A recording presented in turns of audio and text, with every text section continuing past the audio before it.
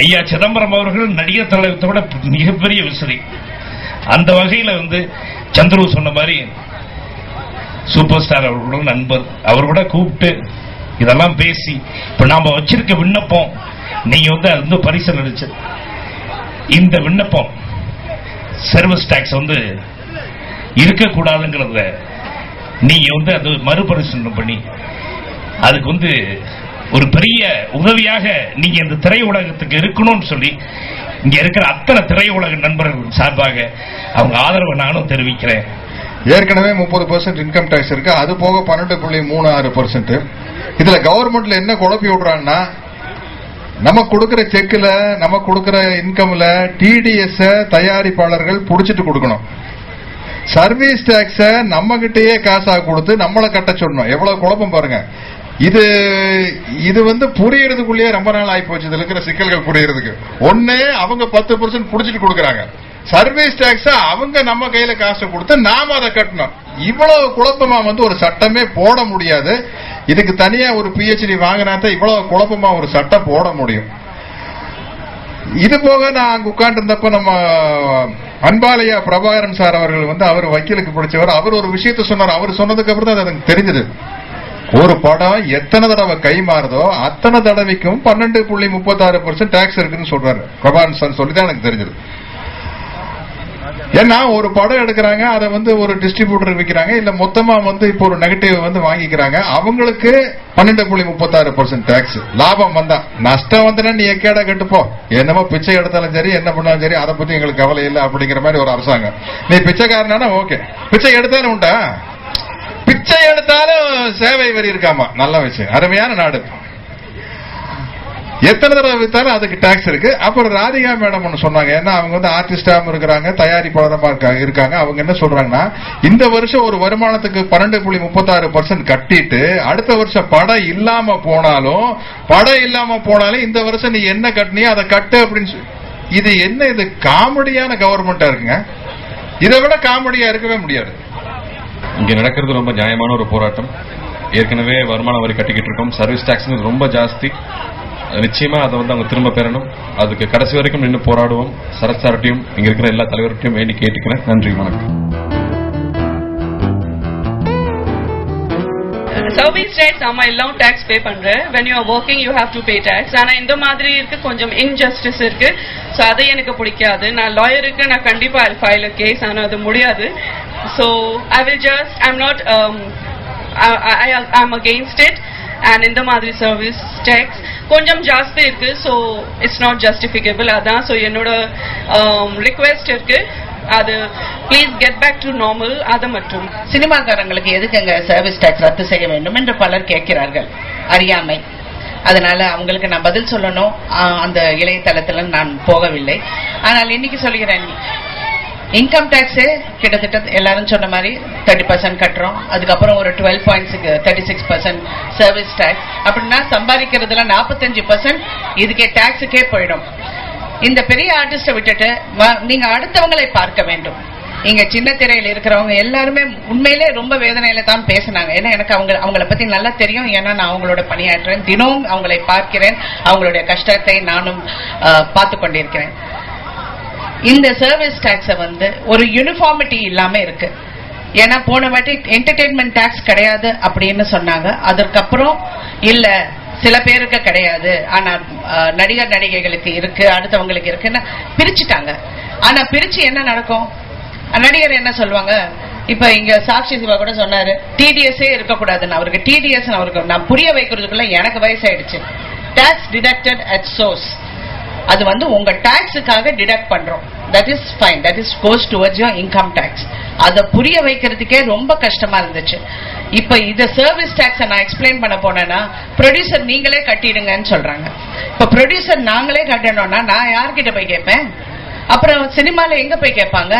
Exhibitor கிட்ட கேட்பாங்களா, distributor கிட்ட கேட்பாங்களா, கடைசியில அவங்க போய் தியேட்டர்காரங்க கிட்ட கேட்பாங்களா? கடைசி தியேட்டர் ஆளுங்க என்ன சொல்லுவாங்க, ஏங்க எங்களுக்கு ஸ்டேட் இவ்வளவுதான் டிக்கெட்ஸ், இந்த பிரைஸ் தான் அப்படின்னு நிர்ணயிச்சுட்டாங்க, இதுக்கு மேல நாங்க எதுவும் செய்ய முடியாதுன்னு சொல்லிடுவாங்க. So the buck is going on moving. இதற்கு ஒரு நல்ல தீர்வு காண வேண்டும்.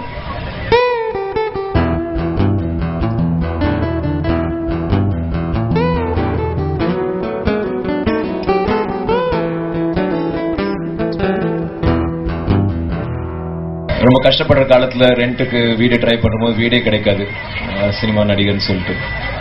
சரி, அதுக்கப்புறம் கொஞ்சம் இப்போ பாப்புலர் ஆயாச்சு, கொஞ்சம் சம்பாரிச்சாச்சு, டாக்ஸ்லாம் கரெக்டாக கட்டி எல்லாம் ஒழுங்கா போயிட்டு இருக்கும்போது சரி ப்ராப்பர்ட்டி வாங்கலான்னு போனா இப்போ வந்து இல்லைங்க உங்களுக்கு ப்ராப்பர்ட்டி கொடுக்க முடியாதுன்னு சொல்றாங்க.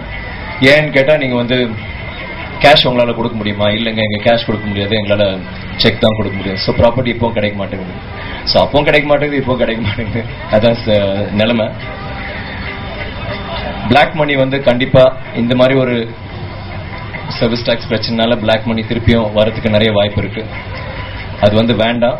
நாங்க எல்லாருமே பயங்கர யுனைடெடா இருக்கோம், எல்லாருமே ஒட்டு மொத்தமா இதை வந்து கண்டிக்கிறோம். தயவுசெய்து சென்ட்ரல் கவர்மெண்ட் அது நல்ல ஒரு தீர்வு கொடுக்கணும், அது வேண்டிக்கிறேன். காலையிலிருந்து இந்த பிரச்சனையை பத்தி எல்லாரும் ரொம்ப அழகா எடுத்து சொன்னாங்க. இதுக்கு மேல நான் சொல்றதுக்கு ஒண்ணும் இல்லை. ஆனா வெள்ளித்திரை நடிகர்கள் நடிகைகளுக்கும் சின்னத்திரை நடிகர்கள் நடிகைகளுக்கும் அவங்களுக்காக நான் கேட்டுக்கிறது, சென்ட்ரல் கவர்மெண்ட்டுக்கு இது வந்து ஒரு கோரிக்கை தான். அந்த சர்வீஸ் டாக்ஸை நீங்க நீக்கிட்டீங்கன்னா நாங்க ரொம்ப ரொம்ப சந்தோஷப்படுவோம். அதை நீங்க ஏத்துக்கணும்னு நாங்கள் அன்போடு கேட்டுக்கிறோம். அண்ட் இந்த உண்ணாவிரத போராட்டம் ரொம்ப அழகா நடந்துகிட்டு இருக்கு, இப்ப முடிய போகுது. முக்கியமா இந்த முயற்சிக்கு சரத் சாருக்கும் ராதா ரவி சாருக்கும் என்னுடைய வாழ்த்துக்கள். அண்ட் இது நல்லபடியா நடந்து முடிஞ்சதுக்கு ரொம்ப ரொம்ப முக்கிய காரணம் பொதுமக்கள் அண்ட் காவல்துறையினர். தேங்க்யூ. நமது திரைத்துறைக்கு ஒவ்வொரு காலத்திலே ஒரு காலகட்டத்திலே ஒரு சுனாமி வந்து அடித்துக்கொண்டே இருக்கும். அந்த சுனாமியையும் நாம் தடுத்து நிறுத்தித்தான் நமது திரைத்துறை வந்து கொண்டே இருந்திருக்கிறது என்பது சரித்திரத்திலே இடம்பெற்றுவிட்ட ஒரு நேரம். அதேபோல்தான் இந்த சர்வீஸ் டாக்ஸ் என்பது இப்பொழுது நம்மை ஆட்டிக்கொண்டிருக்கிறது என்பதை பற்றி பலரும் இங்கே பேசினார்கள். நான் டிவியிலும் பார்த்துவிட்டுத்தான் வருகிறேன். எல்லோரும் அற்புதமாக சொன்னார்கள். அற்புதமாக இந்த சர்வீஸ் டாக்ஸை எப்படி ஒழிய வேண்டும், இதை எப்படி ஒழித்து கட்ட வேண்டும் என்றெல்லாம் சொன்னார்கள். சர்வீஸ் டாக்ஸ் என்பது இந்திய கவர்மெண்ட் கண்டுபிடித்த ஒரு விசித்திரமான டாக்ஸ், ரொம்ப விசித்திரமான டாக்ஸ். அதாவது இன்கம் டாக்ஸுக்கு அப்புறம் வேற என்ன பண்ணலாம்னு யோஜனை பண்ணி இன்கம் டாக்ஸையும் விட தாண்டுற மாதிரி ஒரு டாக்ஸ் வேணும்னு சொல்லி ஒரு சிந்தனை ஒண்ணு பண்ணி சர்வீஸ் டாக்ஸ் அப்படின்னாங்க. முதல்ல சில பேருக்கு ஒதுக்கினாங்க. அப்புறம் பார்த்தா இது எல்லா துறைக்கும் போய் சேரும்னு சொல்லிட்டாங்க. ஆனால் உண்மையிலே என்ன நடந்திருக்குன்னா இன்னைக்கு இன்கம் டாக்ஸை விட அதிகமாக அவர்கள் வந்து சேர்ப்பது இந்த சர்வீஸ் டாக்ஸ் தான். அதனாலதான் அவங்க தயங்குறாங்க இதுல கைய வைக்கிறது. எப்பவும் ருசி கண்டவர்கள் எப்படி அதை முடித்து வைப்பார்கள், முடிச்சு வைக்க மாட்டாங்க. அதுக்கு நம்மை போன்றவர்கள் ஒரு கண்டன ஆர்ப்பாட்டங்களை நடத்தித்தான் இதை நாம் முடித்து வைக்க வேண்டும். ஏனென்றால் இல்லை என்றால் இது இது இது நிரந்தரமாகிவிடும். இது இன்கம் டாக்ஸ் மாதிரி இது நிரந்தரமாகிவிடும். பிறகு மறுபடியும் இன்னொரு வரி நிற்கும். ஆகவே இப்படிப்பட்ட ஒரு இந்த கண்டன ஆர்ப்பாட்டத்தை ஒரு உண்ணாவிரதமாக இங்கே நடத்தி இருக்கின்ற அன்பர்களுக்கெல்லாம் என்னுடைய நன்றி கலந்த வணக்கத்தையும் பாராட்டுகளையும் சொல்லிக் கொள்வதில் பெருமை அடைகிறேன். சேவை வரியை பற்றி காலை 8 மணி முதல் மாலை வரை அனைவரும் சிறப்பாக எடுத்துரைத்து விட்டார்கள். ஆனால் ஒரு சில கருத்துக்களை மட்டும் நான் சொல்ல கடமைப்பட்டிருக்கின்றேன். நடிகர்கள் தான் சிறப்பாக ஊதியம் பெறுகிறார்களே, நல்ல சிறந்த வாகனங்களே செல்கிறார்களே, மாளிகைகளை கட்டியிருக்கிறார்களே என்று நினைக்கிறீர்கள். அனைவரும் அப்படி இருக்கிறார்கள் என்றால் நிச்சயமாக இல்லை என்பதுதான் நீங்கள் தெரிந்து கொள்ள வேண்டும்.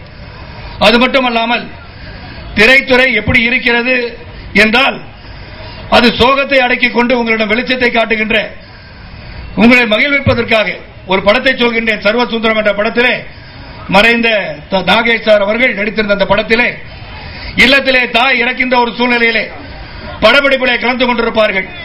அந்த படப்பிடிப்பிலே அவர் சிரித்துக் கொண்டு நடிக்க வேண்டிய காட்சியில் தாய் இறந்து கொண்டிருக்கும் போது உங்களை மகிழ்விப்பதற்காக, பொதுமக்களை மகிழ்விப்பதற்காக அந்த சினிமா பட காட்சியிலே அவர் நடித்துக் கொண்டு இருப்பார்.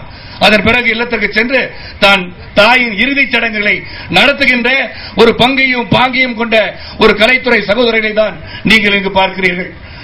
ஆக கலைஞர்கள் மக்களை மகிழ்விக்க வேண்டும். அந்த ஒரு சில மணி நேரங்கள் ஆனாலும் அவர்கள் வாழ்க்கையிலே துன்ப இன்பங்களை எல்லாம் இங்கு வந்து அவர் இருக்கின்ற இன்னல்களை களையும் ஒரு இடமாக, வேடிக்கையாக இருந்தாலும் சரி, அது கருத்துள்ள படமாக இருந்தாலும் சரி, உங்களை சிந்தனைகளை தூண்டுகின்ற படமாக இருந்தாலும் சரி, ஒரு சில மணி துளிகள் உங்களையே மறந்து இருக்கின்ற ஒரு சேவையை செய்கின்ற ஒரு தொழில்தான் எங்களுடைய கலை தொழில் என்பதை நீங்கள் புரிந்து கொள்ள வேண்டும். இந்த சேவை வரியை எடுக்கணும்னு சொல்லிட்டு இந்த போராட்டத்துக்கு முழு ஆதரவு தெரிவித்து கவர்மெண்ட் ஒரு சைடு கருப்பு பணத்தை வெளியே கொண்டு வரணும், கருப்பு பணத்தை கம்மி பண்ணணும் அப்படின்னு சொல்லிட்டு அவங்க பெரிய பெரிய திட்டங்கள்லாம் போடும்போது இந்த மறுபடியும் அந்த வரிகள் ஜாஸ்தி பண்ணிட்டே போயிட்டு இருந்தா கருப்பு பணம் தான் ஜாஸ்தி ஆகும் அப்படிங்கிறது அவங்களுக்கு தெரியாதது கிடையாது.